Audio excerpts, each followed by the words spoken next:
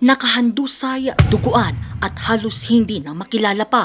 Ganito dinatna ng mga kaanak ang lalaking yan sa kanyang tinutuluyan sa Zone 6, Barangay Kabilauan, Lawak, Pangasinan, pasado alas 9 ng gabi noong linggo, July 12.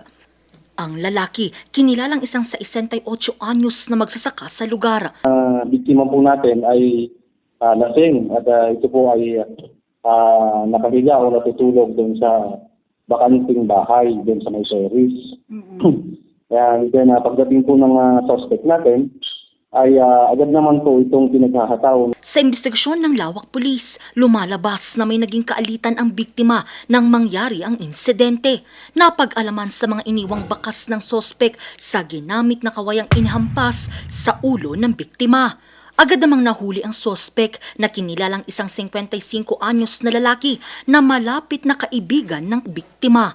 Ang motibo sa pagpatay ang hindi binayarang utang na nagkakahalaga ng 300 piso. Itong biktima at saka itong suspect ay previously may mainitan silang pagtatalo tungkol sa utang nitong suspect natin dun sa biktima.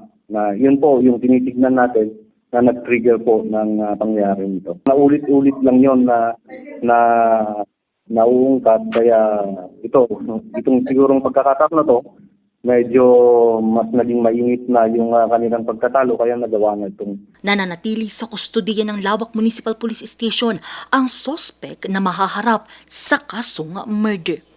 Angel Arquero para sa Nation on the Move.